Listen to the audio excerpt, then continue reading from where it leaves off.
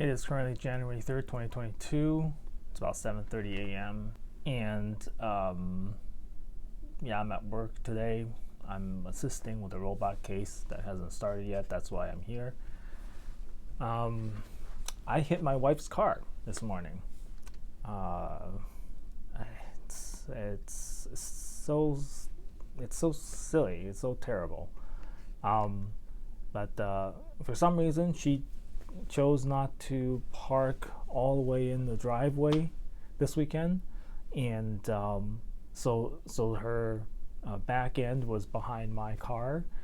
And when I went to my car this morning, it was early. It was about 6 a.m., a quarter past 6, and it was completely dark outside, so I didn't see that, and I didn't see that or expect that. Her back end is behind my car, and so I when I backed up, I hit her car.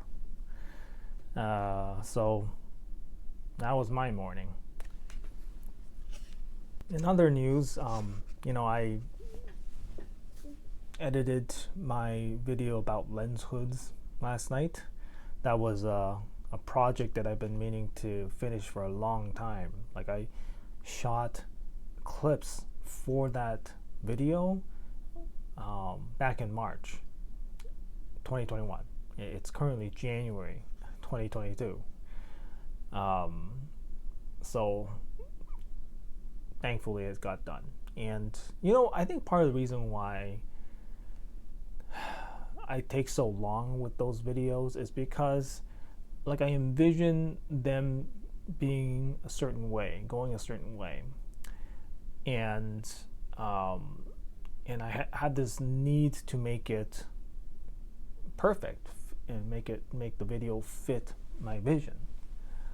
But that's a major roadblock to actually making videos, is if you have this sort of idea that it has to be perfect, it must be all inclusive, include every single possible talking point, because you just never feel like you're ready to make that video, and it just languishes, and it never happens.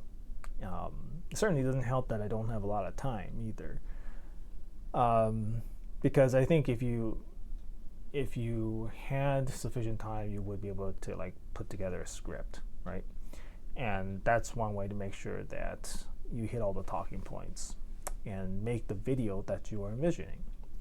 But I've long abandoned the idea of doing scripts. I've done them for some of my past videos, but I've stopped doing that because it takes a while to put together a script, and then I find it also results in a bit of a stilted performance.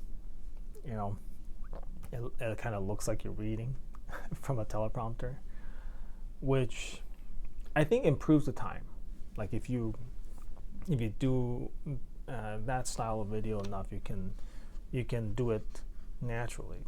But I don't have that kind of experience. So anyway, I think if I had a tip for people who are interested in making YouTube videos, it would be that don't necessarily aim for perfect, right? I know you see a lot of videos on YouTube that look perfect. They're shot well, exposed well, color graded and cut well. There's graphics, there's good audio, there's good music. There's so many elements that go into making a video that it can be a daunting task, right? And if you also aim for it to be like a perfect performance on your part, to hit all the talking points that you need to make a complete video, it can be paralyzing. You don't embark on making the video, and then it just lives as an idea in your head. Nobody knows it exists, and it doesn't see the light of day, doesn't get made. So my advice to anybody who wants to do YouTube, is to, and they're just starting out, right, is to not worry about perfect. Just put something out there. And I'm sure I didn't cover everything about lens hoods in my video, right? But I made the point, the important point that I wanted to make. And I'm sure that's going to stir up some discussion. People are saying, well, you forgot this, well, you forgot that. And and it leads to a discussion. That's fine. I'm okay with that. I almost think that's a good thing. You want engagement from your audience. If you just put out a perfect piece, answers every question, and everybody is happy with it, yeah, you might just get some compliments, but like ultimately, yeah, that video and that video idea just ends there. Almost better to have some kind of discussion, right? Who knows? If you're missing something important and somebody points it out, it could be the subject of another video, right? It almost gives birth to more content. Anyway, so I just want to get that kind of idea, that thought out there this morning after I hit my wife's car. All right.